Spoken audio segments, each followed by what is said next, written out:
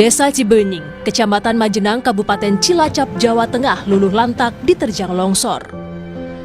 Tim SAR gabungan terus berjibaku mencari 5 korban hilang. Akses yang tertutup longsor jadi kendala penyelamatan korban. Itu diperkirakan masih ada yang tertimbun lah. Nah, itu makanya itu ada beberapa ekskavator yang kerja di atas itu lagi bikin jalan ke atas gitu.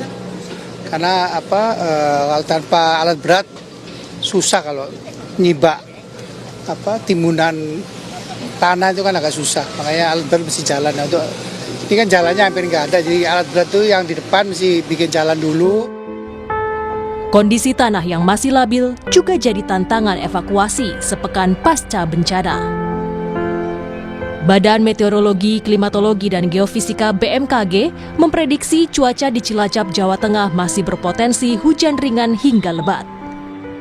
Kondisi ini dapat menyebabkan tanah menjadi jenuh air dan mengurangi kestabilan lereng, sehingga meningkatkan potensi terjadinya tanah longsor di daerah ini. Menghimbau masyarakat, terutama yang bermukim di lereng perbukitan, tebing sungai, dan kawasan rawan longsor, untuk meningkatkan kewaspadaan terhadap potensi tanah longsor akibat hujan dengan intensitas sedang hingga lebat yang dapat terjadi dalam beberapa hari ke depan. Selasa 18 November 2025, tim SAR gabungan menemukan 2 korban dalam kondisi meninggal. Total korban tewas akibat longsor Cilacap menjadi 18 orang. 5 korban lainnya masih dalam pencarian. Jadi didasarkan pada pelaksanaan operasi SAR hari ini, di mana korban pada worksite B2 ditemukan sejauh 10 meter dari lokasi rumah, maka kami besok pagi dan seluruh tim SAR gabungan akan melaksanakan operasi SAR dengan jarak pencarian dari titik rumah menuju lokasi pencarian itu kurang lebih 10 sampai dengan 15 meter. Warga yang terdampak longsor masih bertahan di pengungsian dan mendapat pemulihan trauma dari anggota Polresta Cilacap.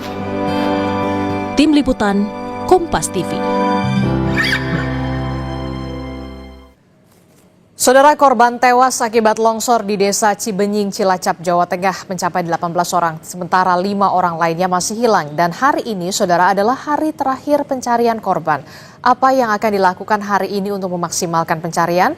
Kita tanyakan langsung kepada Kepala Pusat Data Informasi dan Komunikasi Kebencanaan BNPB, Abdul Muhari, telah bergabung bersama kami melalui sambungan daring. Selamat pagi, Assalamualaikum Pak Abdul Muhari. Selamat pagi, Waalaikumsalam Mbak Adisti. Iya Pak Abdul Muhari, ini kan kita tahu jadi hari terakhir pencarian. Masih ada 5 orang lagi yang diperkirakan masih tertimbun bencana tanah longsor di sana. Apa yang akan dilakukan atau apa yang akan dimaksimalkan dalam proses pencarian di hari terakhir ini, Pak Abdul Muhari? Iya, untuk hari terakhir ini tentu saja seluruh personil masih akan tetap berupaya maksimal, khususnya di site pencarian ya, yang menjadi fokus yang selama ini mungkin sedikit belum bisa dijangkau. Kemarin sudah bisa ditembus oleh alat berat, dan saat ini personil masih tetap lebih kurang 600 personil gabungan. Alat berat ada sekitar 25 alat berat, K9 anjing pelacak juga masih 18 ekor ada di lokasi kejadian.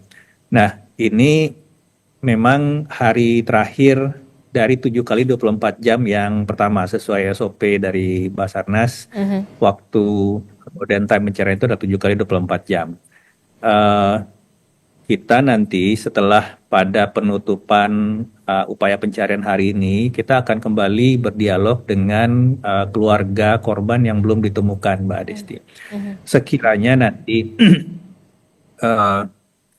keluarga korban nanti tetap menginginkan operasi pencarian dilanjutkan sampai jasad keluarga mereka ditemukan, tentu saja ini menjadi kewajiban bagi kami untuk meneruskan. BNPB dalam hal ini yang akan mendukung operasional pencarian itu akan menyanggupi itu untuk melanjutkan pencarian. Tetapi sekiranya nanti dari pihak keluarga mengikhlaskan, maka pencarian dalam personil yang terbatas dan dukungan sarana prasarana terbatas akan terus dilakukan, tapi prioritas nanti akan kita lihat di beberapa site saja.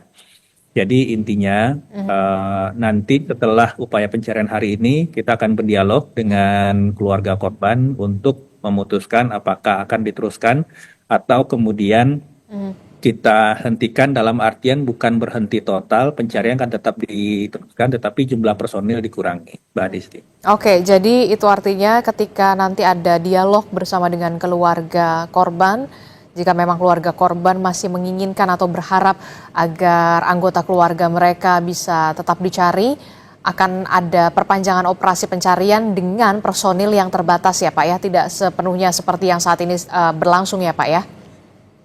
Benar. Jadi dalam beberapa kasus kejadian bencana, upaya pencarian itu bisa kita perpanjang 2 kali, 3 kali 24 jam. Jadi 2 kali 3 hari.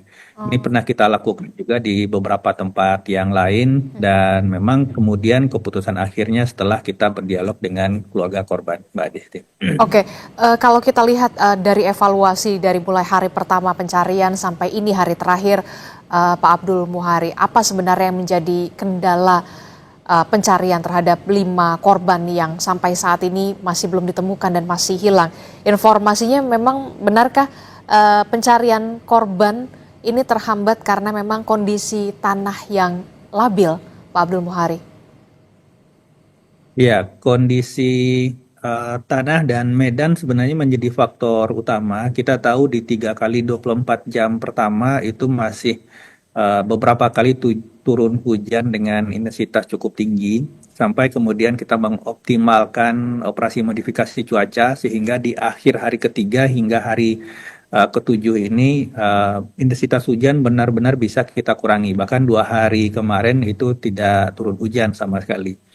Nah, setelah itu ada beberapa site pencarian. Jadi yang perlu kita ketahui bahwa panjang dari daerah longsoran ini mencapai 977 meter, Mbak Disti, hampir 1 kilo. Dan ini kemudian menyasar beberapa perumahan di sepanjang alur longsoran ini. Nah, sepanjang alur longsoran ini ada beberapa klaster perumahan yang dijadikan dibagi site-site pekerjaan oleh Basarnas. Yang paling menantang sebenarnya yang agak sulit aksesnya itu ada di site A sektor 1 yang bagian paling atas yang berjarak sekitar 300 meter dari mahkota longsor. Nah, ini yang menjadi tadi sempat kita lihat visual Pak Menteri PU menyampaikan alat sudah membuat jalan ke titik sektor A1 yang merupakan titik paling menantang untuk dijangkau selama ini, dan kita harapkan kalau itu sudah bisa ditembus oleh alat berat, hari ini kita bisa mengharapkan hasil yang maksimal, Mbak Adisti. Oke, kita harapkan proses pencarian hari ini di hari terakhir bisa dimaksimalkan agar 5 orang yang masih hilang ini bisa segera ditemukan di hari terakhir. Kemudian begini Pak Abdul Muhari, terkait dengan hunian sementara progresnya, perkembangannya sampai saat ini seperti apa, Pak Abdul Muhari? Ya, untuk hunian sementara, pemerintah Provinsi Jawa Tengah sudah menyediakan lahan seluas 2 hingga 3,5 hektar. Nah, tentu saja dalam penentuan lokasi ini kita tidak boleh juga gegabah. Kami BNPB mengajak serta Badan Geologi PVMBG di Jawa Barat di Bandung untuk mengecek kesesuaian atau kelaikan dari lokasi ini dari sisi topografi dan kerentanan terhadap longsor. Pagi ini sudah menerima laporan asesmen dari Badan Geologi. Secara umum memang lokasi ini masih termasuk daerah kawasan rawan longsor meskipun kategorinya rendah ke menengah. Jadi ini bisa kita gunakan tentu saja dengan beberapa penguatan-penguatan lereng atau penguatan lahan yang bisa kemudian menjamin masyarakat yang kita pindah ke sana tidak lagi menghadapi tantangan yang sama. Apalagi nanti kita akan berbicara tidak hanya relokasi sementara tetapi juga relokasi tetap yang tidak hanya bagi mereka yang saat ini kehilangan tempat tinggal, tetapi juga yang terancam kehilangan tempat tinggal nantinya kalau mereka masih berada di lokasi longsoran. Jadi ini yang masih kita pertimbangkan, tapi tidak akan butuh waktu lama. Hasil asesmen Badan Geologi sudah kita dapatkan, paling tidak dalam seminggu ini kita akan segera aksi di lapangan, Mbak Adisti. Oke, kita akan tunggu dalam sepekan terakhir begitu ya. Ini untuk di wilayah Cilacap, Jawa Tengah. Kita bergeser Pak, karena memang bencana tanah longsornya ini ada 2 lokasi begitu. Kita bergeser ke Banjarnegara yang masih di wilayah Jawa Tengah juga Pak Abdul Muhari. Informasinya, update perkembangannya seperti apa Pak? 26 orang diduga masih tertimbun, masih hilang atau seperti apa Pak update-nya? Iya, meskipun operasi modifikasi cuaca juga kita lakukan di langit Banjarnegara dan intensitas hujan berkurang secara signifikan, tapi kendala kemarin di hari Selasa itu upaya pencarian beberapa kali dihentikan karena kondisi material longsoran itu masih basah dan masih bergerak. Nah, ini tentu saja membahayakan bagi personil di lapangan kalau tetap melakukan atau bekerja Pencarian. di satu titik. Karena bedanya site antara Cilacap dan Banjarnegara ini, kalau di Cilacap itu daerah-daerah rumah yang terdampak itu berada di pinggir-pinggir alur longsoran, Mbak Adisti. Sedangkan untuk Banjarnegara seperti kita lihat di visual ini, itu benar-benar menghadang alur longsoran. Jadi perumahan yang terdampak itu benar-benar berada di depan atau menghadang alur longsoran. Nah, kalau tim di lapangan bekerja kemudian masih ada pergerakan tanah, ini tentu saja sangat membahayakan. Nah, ini kemarin tim didampingi oleh personil dari Badan Geologi yang kemudian menyarankan ada beberapa kali upaya pencarian dihentikan sementara untuk melihat apakah pergerakan tanah ini membahayakan, bisa menyebabkan fatalitas atau tidak. Nah, hal-hal ini yang sangat kita pertimbangkan di lapangan, jangan sampai nanti upaya pencarian menimbulkan fatalitas yang baru. Kita harapkan siang ini, pagi ini bisa dicek ulang, tim di lapangan didampingi selalu oleh Badan Geologi yang memberikan kita rekomendasi apakah upaya pencarian bisa dilanjutkan atau dihentikan sementara atau hal-hal lain yang perlu kita perhatikan. Tentu saja kita mengharapkan upaya pencarian bisa optimal hari ini karena posisinya itu masih sama dengan hari sebelumnya, baru dua jasad yang kita temukan. Sedangkan masih ada data di posko 26 orang yang dilaporkan hilang oleh anggota keluarga yang hingga saat ini belum bisa dihubungi. BNPB sudah memetakan dengan mapping drone, baik itu drone untuk peta daerah terdampak maupun drone thermal. Kita sudah mengidentifikasi secara presisi titik-titik rumah mana yang terdampak sebelum dari kejadian sehingga penentuan site pencarian sudah bisa dilakukan dengan sangat detail. Tetapi sekali lagi, pencarian di lapangan benar-benar nanti akan melihat apakah kondisi tanah masih membahayakan atau tidak bagi personil di lapangan, Mbak Adisti. Oke, titik-titiknya memang sudah dipetakan begitu ya untuk di wilayah Banjarnegara, tapi kemungkinan ini masih menunggu kondisi termasuk juga cuaca karena memang jangan sampai membahayakan juga bagi para petugas yang ingin menyelamatkan korban yang masih hilang. 26 orang masih hilang, sementara 2 lainnya sudah ditemukan meninggal dunia.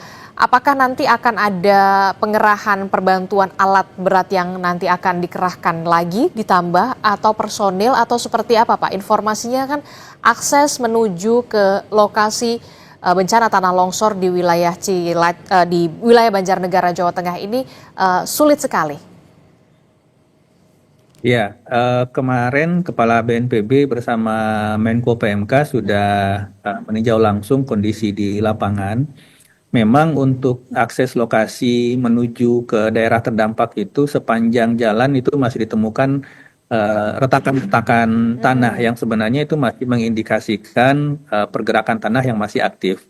Tetapi lokasi ini bukan tidak bisa ditembus, tapi memang challenging dan kemarin sudah kita diskusikan untuk pergeseran beberapa sarana dan alat perangkat seperti alat berat dan K9 dari Cilacap ke Banjarnegara nanti setelah yang di Cilacap selesai di akhir sore hari ini.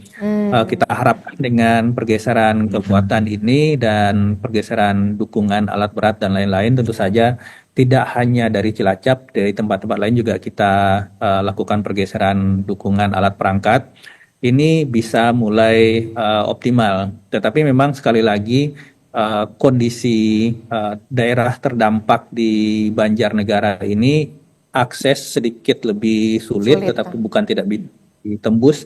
Dan posisi material longsoran saat ini masih basah dan masih bergerak. Ini yang kita harapkan hari ini itu bisa jadi lebih baik untuk kondisi material longsorannya, Mbak Adisti. Oke, sama dengan di Cilacap, Jawa Tengah, tentu saja kita berharap proses pencarian terhadap korban yang sampai saat ini masih hilang di wilayah Banjarnegara, Jawa Tengah ini bisa dilakukan pencarian secara maksimal dan membuahkan hasil. Terima kasih Kepala Pusat Data Informasi dan Komunikasi Kebencanaan BNPB, Pak Abdul Muhari telah bergabung bersama kami. Sehat selalu Bapak. Assalamualaikum, selamat pagi. Waalaikumsalam.